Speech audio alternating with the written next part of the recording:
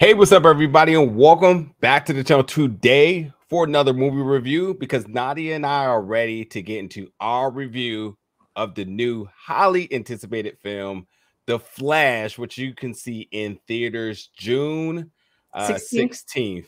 Yeah, we got to check out an early screening of this. We got to check out the fan screening in our respective cities. With that being said, since we are dropping this review so early, this is spoiler free because we do want to give you a chance to experience it in the same capacity that we did. But at the same token, I got a little disclaimer to kind of drop on you all as well too, because while we did get to see it early, we were both told that this isn't the final version of the film, and they didn't explain what that meant. I have my thoughts, but I guess more or less the conclusion of that note is we're gonna have to see it again to kind of see what the difference is with that. But with that being said, we will talk about what we like in terms of what we saw thus far, and the things we didn't like and so on. But again, spoiler free for the 2023 movie The Flash, again in theaters June 16th. I was also told too that this was the version that was shown at CinemaCon 2023 this year, which obviously everybody heard that it did very well there. The folks who got to see it even before that, who got to see it at the test screening, also said that it did very well. So there's a lot of momentum. There's a lot of positivity going into this film before we even seen it. With that being said, Nadia, what is just your first? What was your first reaction upon watching the film today? Did you like it? Did you not like it? Let me know your thoughts. We haven't had a chance to kind of talk about our own personal feelings yet, but that's why we're here to do it now for you all. But now that you've seen it now, and with all that has happened, getting us to this point, what is your thoughts? I mean, I loved it. Honestly, like, with DC, it's always up in the air. You kind of try to go in without expectations. And this movie's been in development for what, like 5-6 years? It's been canceled and like coming back, and then they changed the date, and then all the Ezra stuff. But we got the movie, and disregarding, not saying forgetting what Ezra has done, I keep that aside. But separately, this movie in itself is a must watch. I absolutely loved it, and I will be going back again in IMAX and again and again. Like, I loved it. That's what's up. I typically keep the politics or anybody's personal things outside of my thoughts about a film. But I'd be remiss if I was just blind or ignorant to everything that's been happening with Ezra. And the reason why I'm even bringing that up is because like that was a part of would this film come out or what would be done in order to get this film to be released. But again, it tested so good. Even Stephen King tweeted the other day that he saw it and he liked it. So I'm going to say that Ezra's performance in this film may have folks forgetting about what he has been doing or has done in his personal life, which is kind of a weird thing to say. But that's kind of how Hollywood works. When things do good and people make the money, then they figure out a way to like make everything that surrounds around it in terms of PR evaporate.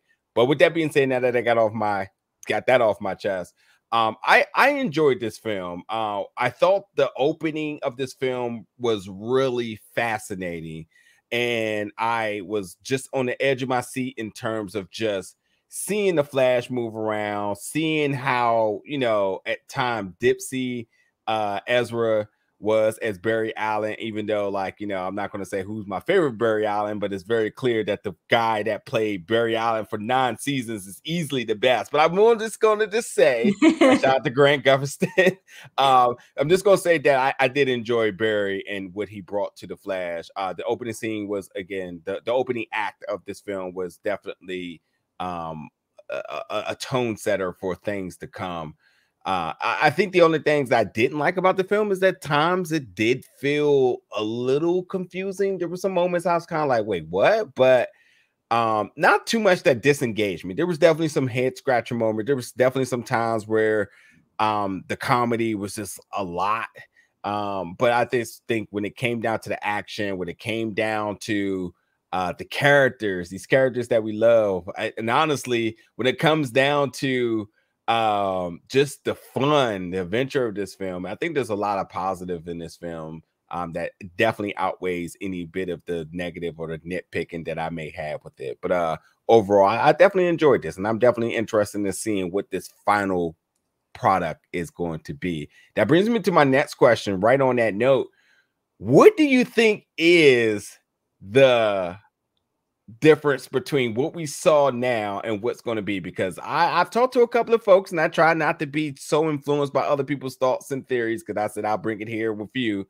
But there's folks saying that there's extra footage in terms of like an extra 10 minutes on the end of the film. There's folks saying that there's potential of different parts of the film, and there's definitely there's different parts that could have added in different sections of the film. There's folks saying that the CG wasn't completed and that could be a thing. But overall, what do you think? Or do you go with my theory and thinking they're just telling us that so that folks can go out there and see it again because of just their optimism in terms of what it is? It's funny because that's one thing I definitely noticed in terms of the CGI. Oh wait, I don't know. I mean, I don't know if it's a spoiler, but it's probably a spoiler. Certain times Barry's face. I'll just say certain times Barry's face when he has the helmet, like his helmet on. Yeah, he kind of looks very CG. Yeah, and it's I'm trying to be very spoiler free. Okay, I'll just say that there are times where his face looks like PS2 graphic, but aside from that, I would say like overall the graphics were done very well. But I feel like as time goes, if they're going to definitely edit this for like a theater release, it will be much better because there's no way it looks like that. Yeah, I've seen test screeners before, and I've definitely seen unfinished products, and this definitely looked very solid. And yes, if I had to go on the limb of the practical reason in terms of this isn't the final product, it definitely would be with the CG.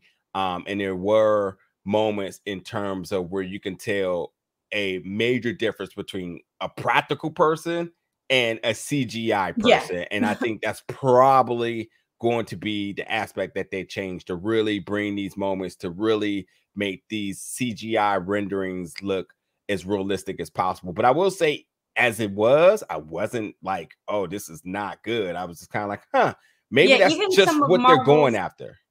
Oh, yeah, sorry. I was going to say, even some of Marvel's finished products didn't even look as good as that. So, yeah, I just think like, it could have been a look they were going for, or it could have just not been that. But, we'll see. And obviously there's rumors of, in terms of extra footage, there's rumors that there's post-credit scenes. I did not see a post-credit scene. Did you see a post-credit? Yeah, we were all like, the lights went right on. So they were like, what? Yeah, so there's rumors that there's post-credit scenes. And I will say the film leaves you on definitely a post-credit scene-ish cliffhanger as well. So, I will say for what it's worth of how the film ended, I'm also really satisfied with the ending of the film that way too. Leaving us to desire for more. But I didn't go over what this film is about, but everybody should have a very strong indication of what this film is about, especially if you've seen the trailer. But it's Barry wanting to go back in time to save his mom from the day that she's murdered. And the day that she's murdered also landed his dad in jail. So he essentially lost both of his parents in the same day. He has discovered that he can run so fast that he can then enter the Speed Force, which we know, but ultimately go back in time in order to change things until he realizes that, that also has his own consequences. So Barry, who's very much developed in his powers and his abilities, is still learning, but is now learning the consequences of time travel. And with that being said, when you talk about time travel, when you talk about alternate universes, when you talk about multiverses, this has this version of it. It's not, I don't think it reinvents the wheel, but we all know in terms of how this stuff works, there's always major consequences with it. And that's how that goes. Now, we do know in this film that we do get a blast from the past one of my favorite Batmans in Michael Keaton, which is still some reason still gets under my skin that this was in the trailer, because this would have been monumentally big to have saved, but there's no way they would have kept it under wraps. Also, Batman is one of the most marketable superheroes, so like obviously you putting him in there is definitely going to draw. You have Michael Keaton coming in, which is a big name in his own, regardless if he was Batman or not. And I also think that this is a tactic to kind of mitigate well, Ezra's bad PR move. This absolutely is a knock on the positive side. But we could talk about it because it's not a spoiler because we know he's in the film. But what was just your thoughts and reaction to Michael Keaton stepping back into the suit? I mean, like we said, that what you were just mentioning, like with Flash, everything with his mom, that's pretty much well-known knowledge if you're a fan of Barry.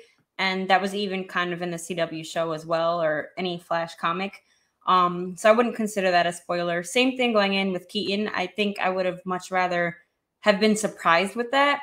But I still think the movie had enough surprises to keep you super entertained. And just seeing Keaton like in his element, like, oh my God, there was a lot of Easter eggs in there, like flashbacks to his film, like in like 89. But he was amazing. He was super entertaining, and he still got it. He's like, what, in his 70s? Yeah. And he still got it. Like, he was so believable, the way he was moving, not giving anything away, but like the action sequences were done so well. Like, there were parts where he'll like use like the batarang and like come up on somebody. Like, it was great. I love seeing Keaton. Yeah, I've always been a big Michael Keaton fan, and in all of his roles, I still to this day say that Vulture's top 3 best villains in the MCU that people don't give enough credit to, because it's still Michael Keaton, and without the bias, you know, when you put him in a role, he's going to beast it, and that's what he did. It was just amazing to see him back as Batman. I swear, if that had not been something in the trailers, and that had just been something I seen in the theater, I don't even know how I would have took it. I would not have been ready for it. I probably had a heart attack. It was crazy. But with that being said, there is so many Easter eggs and nods towards his time as Batman, but period, in terms of DC and DC Comics and DCU and DC Extended Universe, there's tons of Easter eggs and nods circling all around Barry entering the Speed Force and whatnot. I'm going to give one major hint away, but I'm not going to give you that because I'm going to end the review on that note. But with that being said, I always say this when it comes down to talking about the DC Extended Universe, is that I love Man of Steel, and I also did like Batman v Superman, and a lot of what those films did good, they really brought it in this when it came down to the action. The only thing that it lacked was the score, because Hans Zimmer is not messing with these films no more. But nonetheless, I think that, you know, expect a lot of amazing visuals from the Flash and what you expect for the Flash to do. And again, he has really developed in his powers. So like, if you really know this character, or even if you just played the game Injustice, which I think is a very good like base point to say like, oh, what can the Flash do? Well, he does everything he does in the game in this. But it is a lot of good, solid action. There's a lot of moments that will keep you at the edge of your seat. There's also times that the film is a little brutal, which I really wasn't expecting, you know. But I think that overall, across the board, there was just a lot of good moments within the film. And I also want to give a quick nod towards Sasha Calle, who is the Supergirl. Before I even say something about her, I just want to say all the costume designs across the board was fantastic. And while we had seen her as Supergirl, I don't know what it was, but I guess just seeing it in motion in the way we saw it in the film really made me appreciate her time as the Supergirl, the costume. And I did not think I would like that character as much as I did. I guess I was just kind of thinking like, oh, okay, Supergirl's in it, I guess. I don't know. But I was like, I'm actually digging Supergirl. Like, she did a really good job. And I think Sasha, which I instantly thought was an amazing casting decision. But I definitely enjoyed her time. But whether it's Sasha or whether it's Ben Affleck, Who was or Keaton, if you want to circle back to Keaton, who just stood out to you in terms of their performance? I just want to say, like, the haters are gonna talk, but you have to give Snyder his props because there's a lot of Snyder influence in this. Even mentioning like Injustice, a lot of that was in BVS, a lot of that was in Man of Steel. Even Michael Shannon was like, I need to talk to Snyder, make sure this is okay. Like, I love that respect thing because there's a lot of influence in this. People are going to deny it, but there's a lot of influence in this. And I think everyone stood out, even like paying homage to DC in general. I think this movie showed a lot of respect, and like not just to Snyder, but like we were talking about with Keaton and Batman 89. And like without giving anything else away, it just felt like, I don't know, like a great kind of send off for the universe for whatever direction Gunn is going to bring in now. This felt like a perfect way of like closure. Like, yeah. I'm not over Henry Cavill not being in the DC, but I feel like this is like, all right, we're in a new place. We need to like let it go and move on. But this was like a proper send off. And even Sasha like stood out to me because once again, like she was like a dark Kara. And I like that because I don't really like when Kara's too like preppy and happy. Like in this story, it makes sense. Like she hasn't been around human beings. So why would she be so jolly and preppy and happy? Like this was like, not to say like emo, but like it worked for this universe. And I loved her performance. She's believable. She was badass. Yeah, I definitely agree with that. I don't agree that this was like a good send off because I think there's still a lot of optimism again in terms of like, do they want to build off of the Flash? Is Ezra Miller going to be part of James Gunn plan? He's been radio silence about that, and I think that depending on what this does in the box office determines if what his future is going to be. Obviously, with the Flash and doing Flashpoint, that means that there's obviously a lot of different ways you can go in terms of resetting or different entry points of this character. There's a lot you can do with it, but I don't think it's necessarily a send-off because it still feels like there may be a little breath of fresh air to still want to do something with Ezra, who still exists in the original, squad.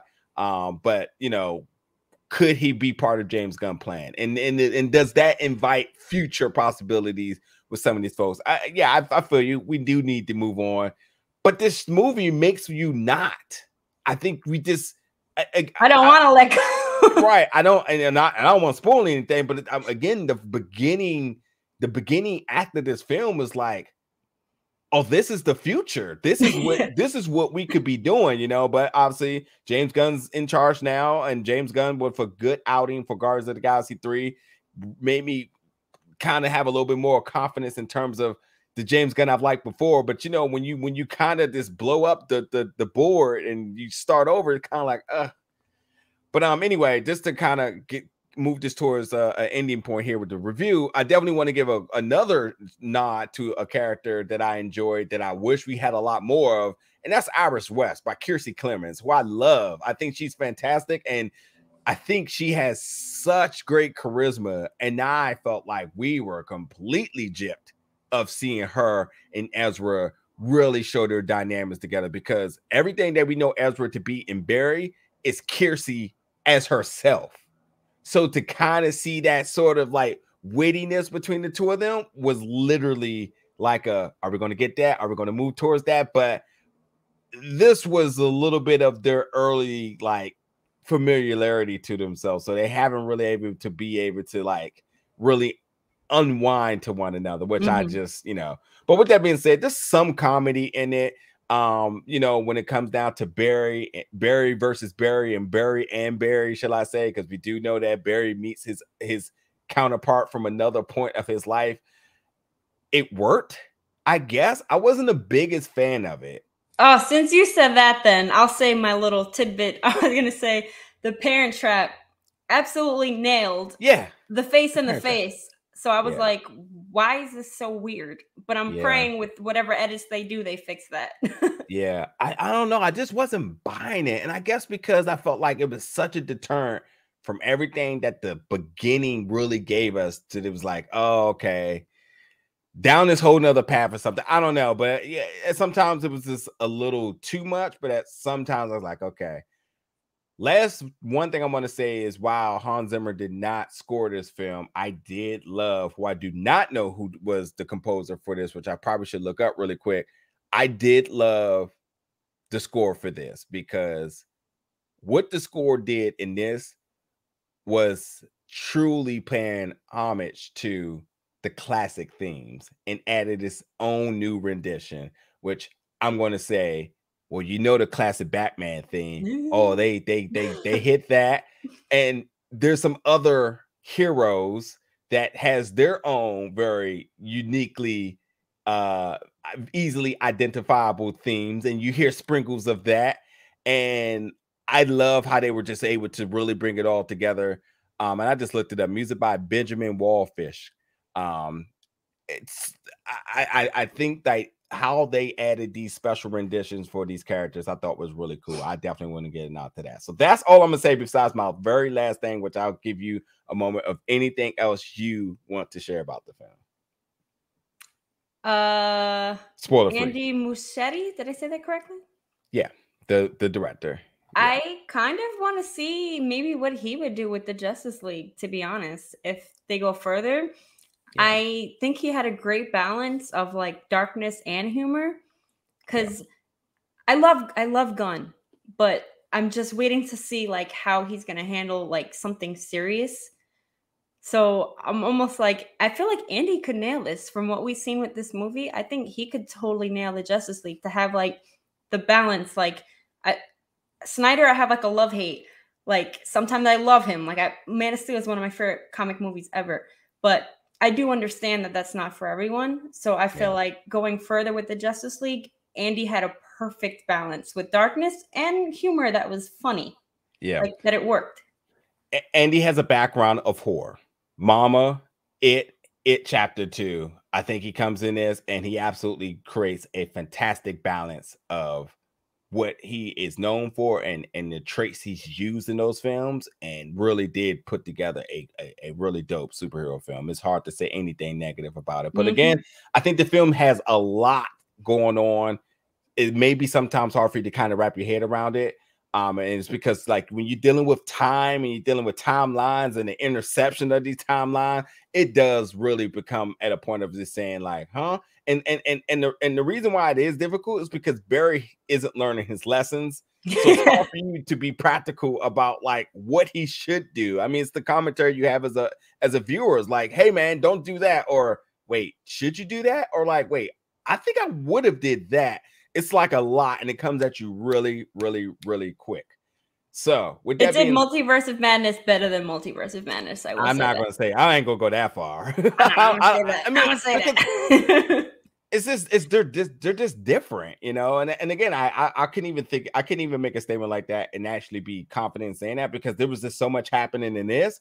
It's hard to know like what to compare in terms of like their theory of time travel versus their theory of time travel and multiverses and whatnot. I think they both brought something unique, but again, I just think like these constant, like, you know, different things happening at some point, just like, wait, this is a lot. With that being said, though, there is some fun things with multiverses. There's things that we kind of take for granted in terms of like things we know. I'll give you just a small hint, but like, you know, when you see a movie, like any movie, if I say Space Jam, you're gonna say, oh, that's Michael Jordan. That's his movie, or LeBron James. Yeah. Now, if you went to another universe, that may not be the thing. It'll be Scottie Pippen. It'll be Scottie Pippen. Like, there's a lot of those little things kind of happening in the film, which is definitely funny, gives you a laugh, and I think that makes it enjoyable for all ages. But I'm closing out the review with this last statement. And before I say this, I'm going to say, check out The Flash again, folks. It's June 16th. We'll definitely have a talk about this again. I think we both need to see it again to ensure what the final product does look like. So it's hard to be overly critical about the visuals, which I did enjoy the visuals, but they could possibly end up being better. Or is there more story to be told? Because there could be additional footage, and there may be in credit scenes that we may need to talk about as well too.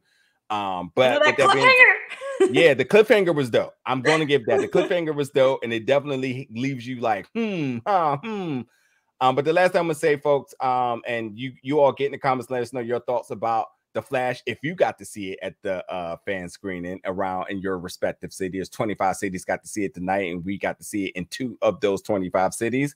Let us know your thoughts about it. Keep it spoiler free. I will delete your comments because we do not want to spoil it for the other folks who did not get a chance to do it. With that being said, for my fans who love all of the DC content that's out right now, as we know, we just recently had to say goodbye to a lot of different shows. Arrowverse is gone. And when I say Arrowverse, just not everything that was on the CW, but everything that was also on HBO Max and or formerly of DC Universe. If you did watch the last season of the Titans, Beast Boy had a hell of an adventure in one of those last episodes, as we know that Grant Gustin said, I didn't know I was in that episode of Titans, and it was a funny thing. So if you can watch Titans, it's on HBO Max, so you can see what I'm talking about. I'm going to say this, folks. The Flash does that scene with the A-tier version of it, and it is the most, I think it's got to be the most biggest eye-opening, jaw-dropping moment of Easter eggs and cameos and all sorts of different things that happen so quickly.